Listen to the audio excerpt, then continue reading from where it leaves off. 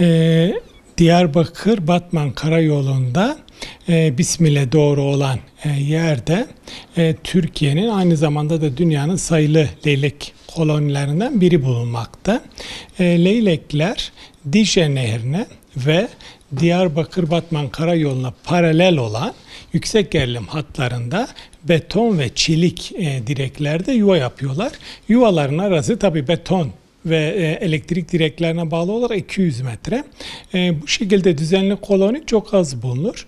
Biz yalnızca 20 kilometrelik bir mesafeyi göz önüne aldık.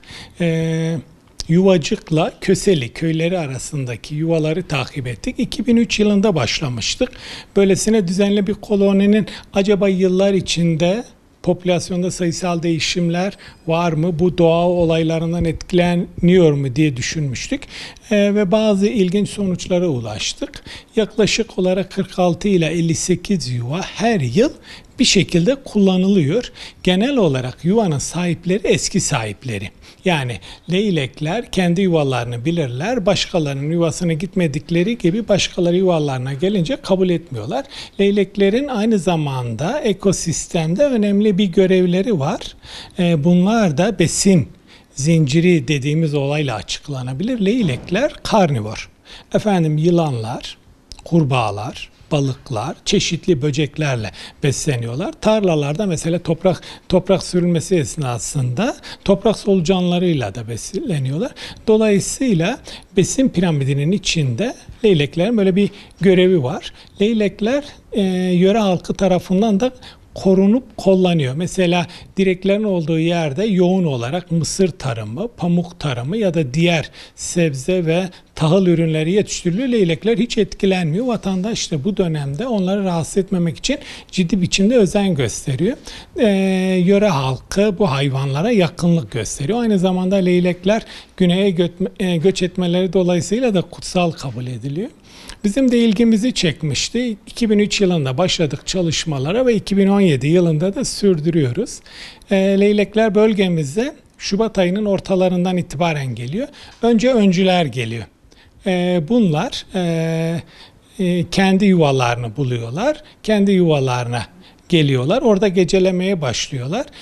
Mart'ın ortalarına doğru popülasyonun diğer sakinleri de geliyorlar ve başlıyorlar eş ilişkilerini sürdürmeye.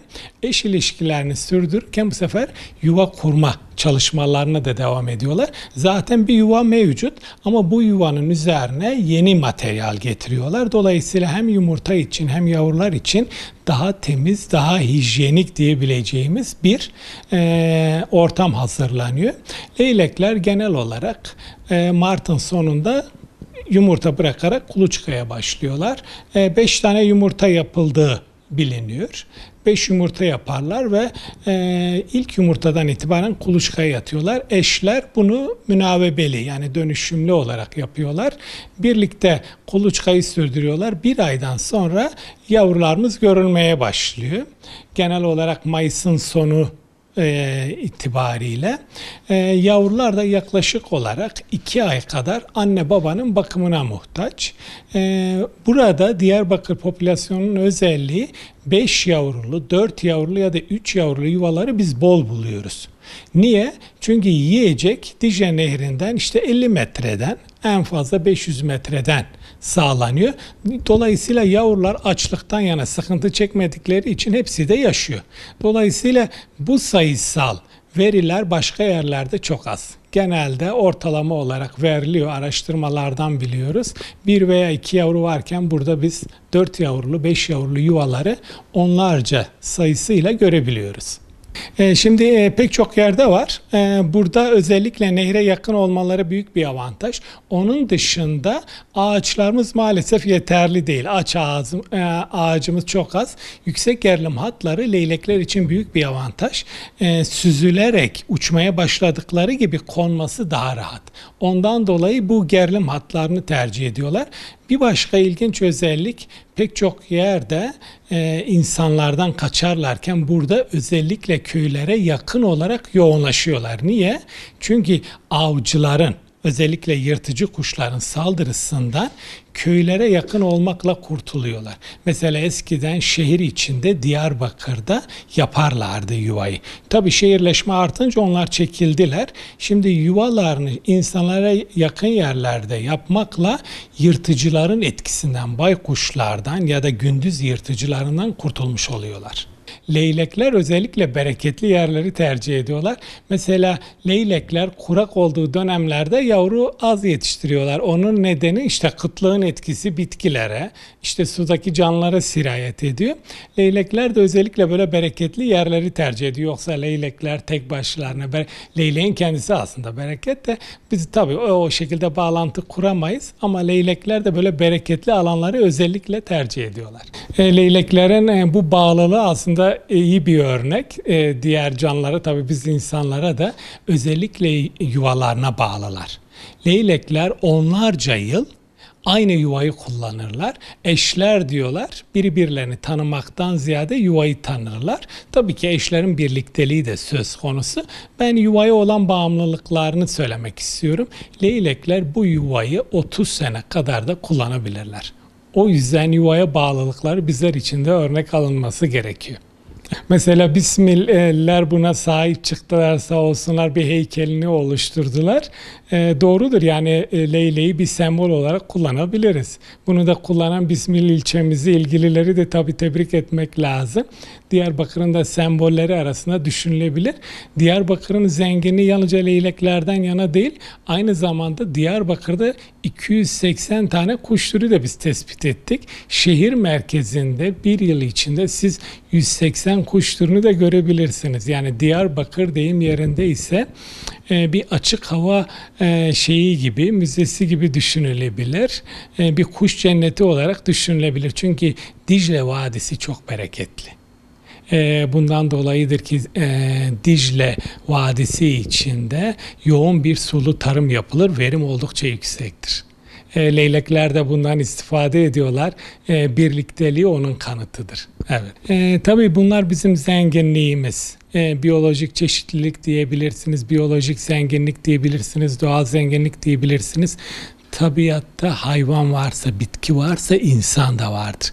Hayvanın, bitkinin olmadığı yerde insanlar da olmaz. Bu yüzden bize düşen tabiatı anlamak, tabiatın doğal yapısını bozmamak. Muhakkak tarım yapmamız lazım, çeşitli şekillerde istifade etmemiz lazım. Fakat bunları yaparken tabiatın özelliğine saygı duymamız lazım. Onun doğal yapısını fazla değiştirirsek bu bize felaketler olarak geri dönüyor. Mesela nehir yatağına evler yapıldığı zaman sel geldiğinde hepsini alır götürür. Çeşitli kimyasalları siz suya bırakırsanız bu insanlara, besinine, vücuduna gelir ya da aşırı miktarda ilaç kullanırsak bunların zararları yeniden insana döner. O yüzden tabiatı anlamamız lazım, tabiata saygı duymamız lazım. Bu saygı içinde muhakkak ki tabiatı da kullanacağız. Tabiattaki canlıların her biri bir değerdir. Bunların her biri mozaiğin bir parçası olarak ya da bir puzzle'ın parçası olarak düşünülebilir. Bizim bunlara saygı duymamız lazım. O özelliklerinin sürmesine yardımcı olmamız lazım. Çünkü insanın böyle bir vasfı, özelliği var.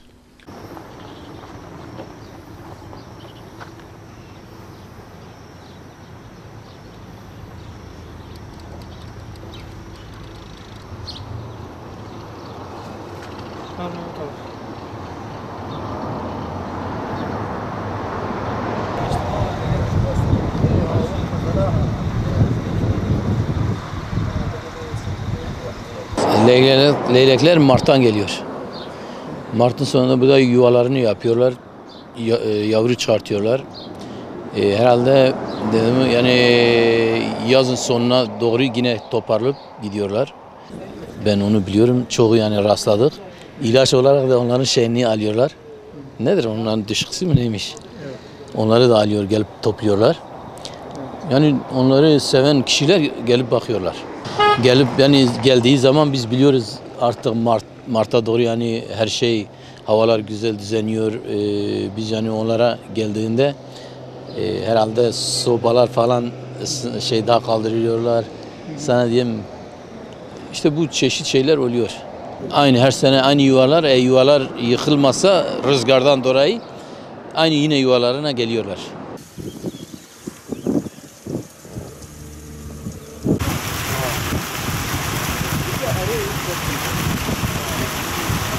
Öyle önceden daha biz çocuktuk yani köylerin içinde yüksek evler var, 2 katlı evlerin üstünde yapıyorlardı, ağaçların üstünde yapıyordu. Sonra bu direkler geldi, çocuklar onların yuvasını bozdular, direklere kaçtılar. Öyle sayıları bizim buralarda çok yani bu köyde ama başka yerlerde var mı yok mu onu? Yani zararsız hayvan bu direkler. Yani kimseye bir zararı dokunmuyor. Çaya gidiyor, balık tutuyorlar, yiyecek. Başka yani kimseye bir zararı dokunmuyor. Valla hasadları iyi zaten bizim fazla yani ekiler fazla yok. Pamukla, mısırla uğraşıyoruz. Valla geliyorlar yani tarlanın başına şimdi biz suladığımız zaman gelip kanallara gidiyor. Yabancı hayvan yiyorlar, ne yapıyorlar yani gidip geliyorlar. Onlarda biz zarar görmemişiz şimdiye kadar. Yani belki faydası bize dokunmuş, biz onu bilmiyoruz. Yani zararı da görmemişiz.